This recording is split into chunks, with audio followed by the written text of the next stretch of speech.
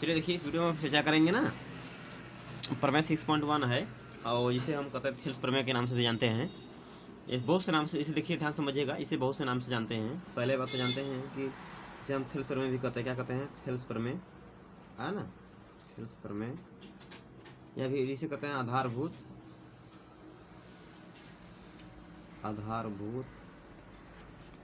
आनुपातिकता प्रमेय। ठीक है, आनुपातिकता का प्रमेय। ठीक है, या फिर इसे हम कहते हैं बीपीटी। क्या कहते हैं? इसे हम बीपीटी भी कहा जाता है। ठीक है ना, बीपीटी के नाम से हम जानते हैं। ठीक है ना, ना बीपीटी, इसे कहते हैं बेसिक प्रोपोर्शनलिटी थ्योरम। इसे कहते हैं आधारभूत अनुपातिक प्रमेय, थेल्स प्रमेय 6.1 के नाम से हम भी जानते हैं। तो ये प्रमेय क्या कहता है? कहता है कि यदि किसी त्रिभुज की एक भुजा के समांतर रेखा खींच जाए।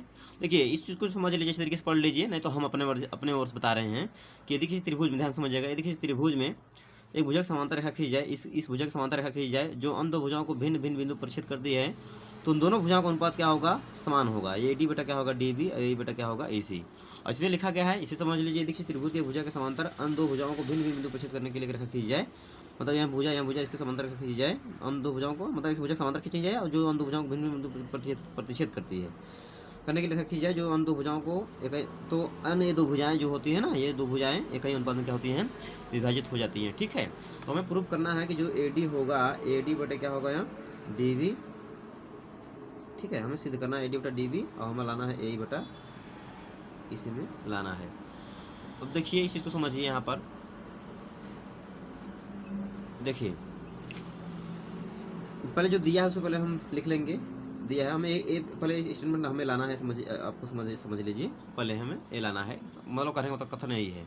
अब पहले हम सॉल्यूशन, अब सॉल्यूशन स्टार्ट कर रहे हैं। ठीक है, सॉल्यूशन क्या होगा है ना, पहले हम क्या लिखेंगे? दिया है, दिया लिखेंगे। तो दिया क्या लिखेंगे? मतलब दिया है एक त्रिभुज एबीसी है, एक त्रिभुज क्या है? एबीसी है, जिसमें जो डी समांतर किसके है? बीसी के है ना। डी समांतर क्या है? बीसी के है ना। एक त्रिभुज एबीसी है जिसमें क्या है? एबी समांतर, डी समांतर बीसी है। और हमें देखिए सिद्ध करना क्या है? ये दिया है, ये क्या है? ये दिया है, सिद्ध करना है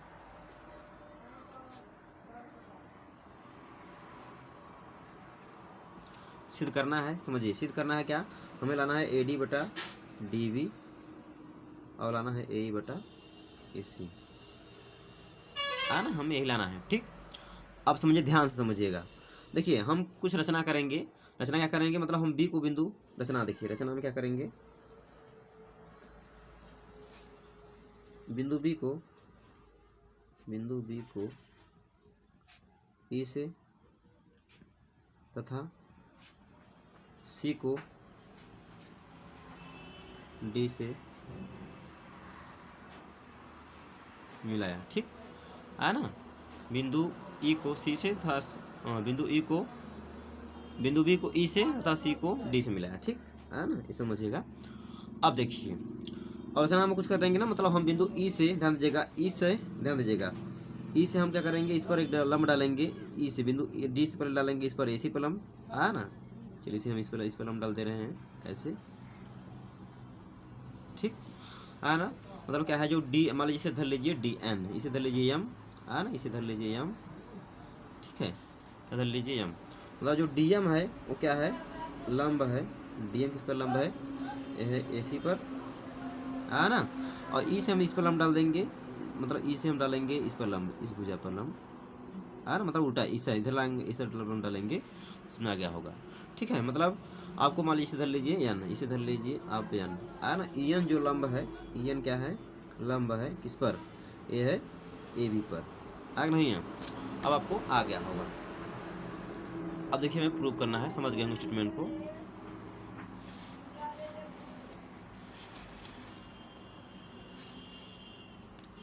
देखिए, अब हम चलेंगे उपपत्ति में। उपपत्ति में क्या करेंगे? हम सिद्ध करेंगे उपपत्ति,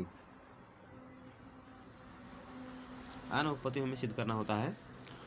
देखिए, अब इस स्टेटमेंट को समझना है, समझें कैसे। देखिए, पहले हम इसको भी इससे मिला दीजिए, ये तो नहीं मिलाए हम, माफ करिएगा, इसको इससे मिला दीजिए। ठीक है, और इसको आप इसे मिला दीजिए, ठीक है ना, मिलाए हुए हैं, मतलब हमको इससे इसको इससे मिलाना है और इसको इससे मिलाना है, मिला दिए हैं। अब ध्यान दीजिएगा, त्रिभुज हम पहले लेंगे, त्रिभुज ए बी ई लेंगे, ठीक है, त्रिभुज ए बी ले लीजिए, त्रिभुज ए ई बी में, है ना, ध्यान समझिएगा, ध्यान दीजिएगा, अगर एक त्रिभुज में दो त्रिभुज बना दिया जाए, ध्यान समझिएगा, यहाँ पर इसे हम, चलिए हम रफ वर्क का समझा दे रहे हैं, रफ वर्क समझिए तो समझिएगा, आपको आ जाएगा।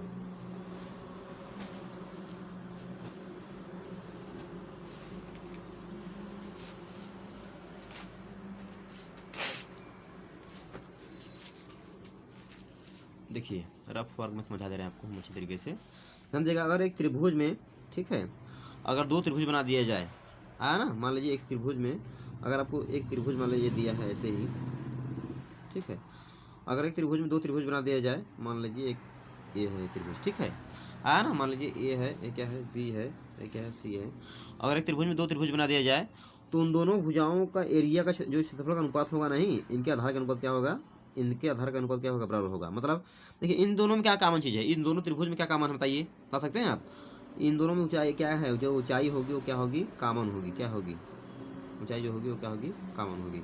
मतलब इस त्रिभुज के लिए भी क्या ऊंचाई है, यही है, और इस बड़े वाले त्रिभुज की जो त्रिभुज मान लीजिए, धर लीजिए, इधर लीजिए, है ना, मतलब एरिया जो ए बी ई त्रिभुज है इसका भी ऊंचाई यही है, और यह जो ए ई सी है इसका भी ऊंचाई क्या है, यही है, दोनों के लिए ऊंचाई क्या है, समान है ना। यदि एक त्रिभुज में दो त्रिभुज बना दिया जाए तो उनके क्षेत्रफल का जो अनुपात होगा, मतलब एरिया ऑफ ट्रायंगल क्या होगा, जो एरिया ऑफ ट्रायंगल क्या होगा, ए बी ई होगा, ए बी ई, और एरिया ऑफ ट्रायंगल क्या होगा,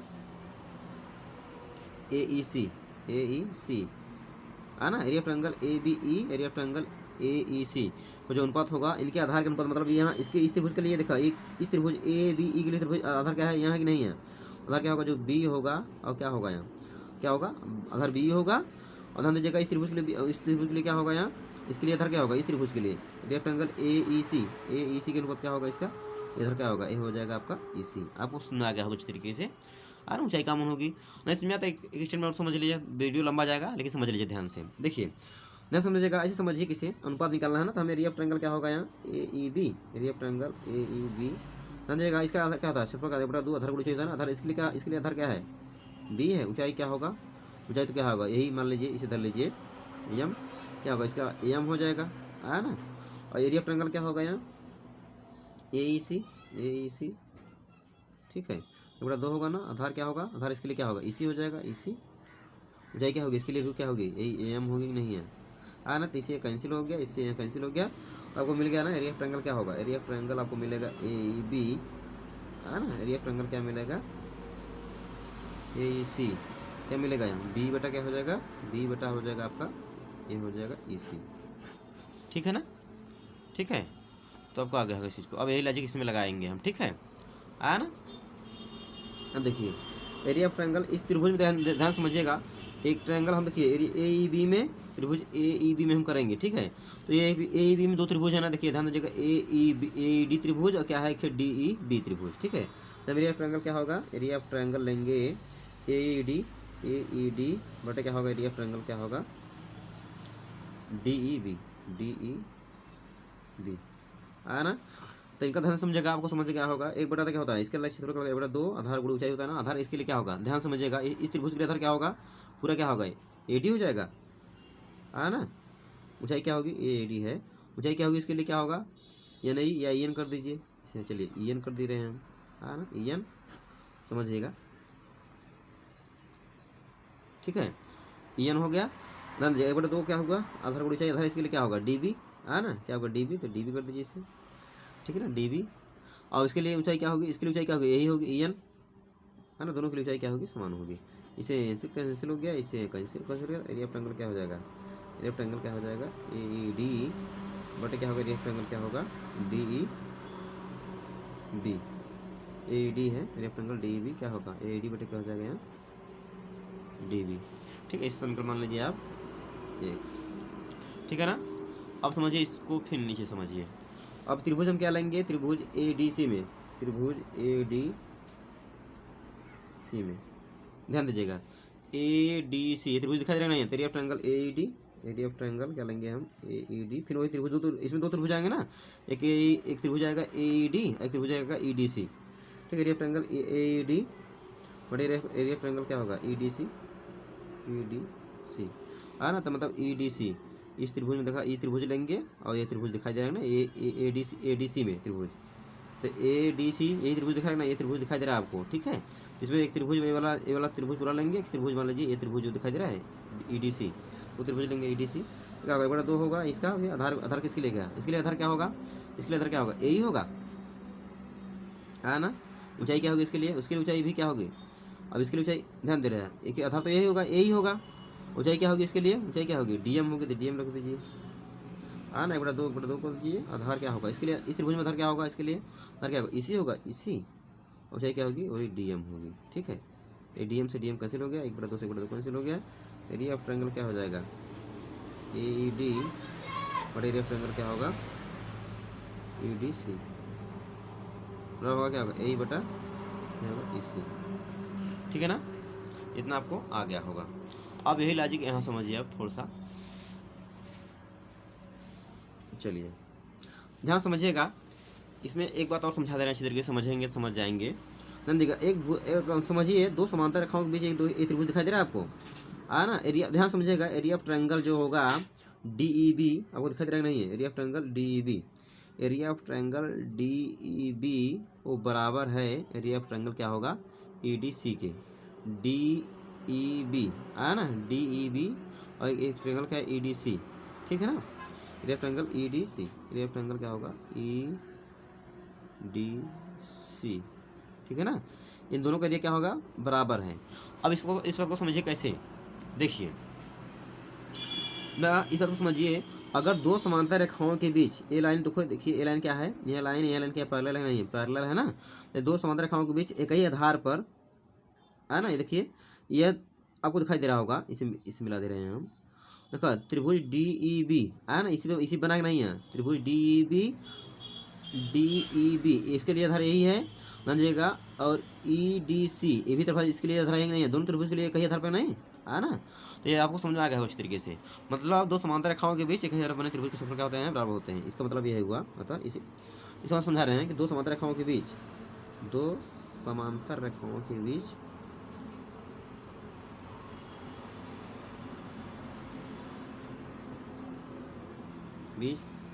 एक ही आधार पर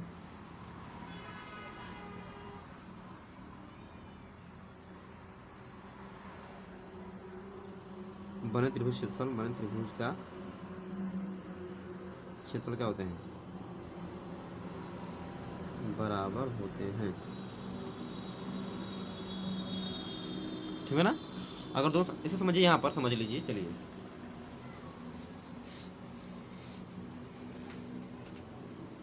वो समझा दे रहे हैं, हम यहीं पर समझ आ जाएगा आपको।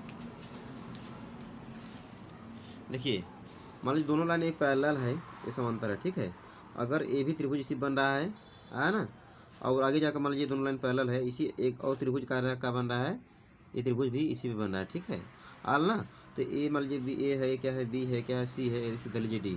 तो एरिया ऑफ ट्रायंगल जो ए बी सी का क्षेत्रफल होगा, एरिया ऑफ ट्रायंगल क्या होगा, बी डी सी के क्या होगा, बराबर होगा, है ना। क्योंकि देखिए ध्यान समझिएगा, ये भी देखिए 2 समांतर रेखाओं के बीच एक ये भी त्रिभुज इसी बना है, और ये भी त्रिभुज क्या है, इसी बना है नहीं है, ध्यान समझिएगा, ये भी त्रिभुज इसी बना है नहीं है। 2 समांतर रेखाओं के बीच एक ही आधार पर त्रिभुज के, देखिए ये त्रिभुज इसी बना है, और ये भी त्रिभुज क्या है, आपका इसी बना है। ठीक है, तो समझ गए हम इस चीज़ को। ठीक, अब देखिए इस पर समझिए। अब आल ना, जहाँ अब देखिए एरिया ऑफ ट्रायंगल जहाँ डी ई बी है वहाँ ई डी सी रख सकते नहीं, जहाँ ई डी सी वहाँ डी ई बी रख दीजिए। समीकरण 2 में देखिए, समीकरण 2 में अगर हम रख रहे हैं, समीकरण 2 में ध्यान दीजिए, एरिया ऑफ ट्रायंगल क्या होगा, area of triangle A D, area of triangle A E D, triangle A D, area of triangle E D C. देखा ध्यान यहाँ समझिए, area of triangle E D C क्या होगा, area of triangle D E B के, मान लीजिए area of triangle D E B का होगा तो क्या होगा, यहाँ ए बटा क्या हो जाएगा, यहाँ इसी हो जाएगा। एक समीकरण मान लो 3 का, मान लो समीकरण 3 आया नहीं है। और समीकरण 3 और समीकरण 2 को मिलाइए, समीकरण 3 और समीकरण 2 को देखिए, समीकरण 2 3 से है ना, यहाँ समझिएगा।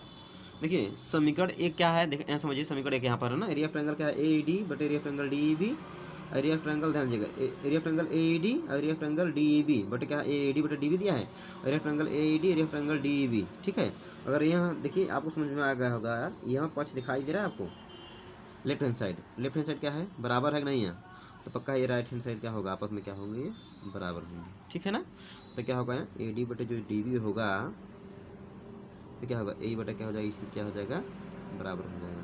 तो ये बात सिद्ध हो गई ना, ये फिर में कहता है ना, फिर में यही कहता है कि यदि किसी त्रिभुज में एक भुजक समांतर रेखा खींचेंगे, अब समझ में आ गया होगा, यदि किसी त्रिभुज में एक भुजक समांतर रेखा खींची जाए जो उन दो भुजाओं को भिन्न भिन्न बिंदु पर छेद करती है, तो दोनों भुजाओं का अनुपात क्या होगा, AD बटा DB A बटा इसी के क्या होगा, बराबर होगा, है ना, दोनों भुजाओं का अनुपात क्या होगा, समान होगा।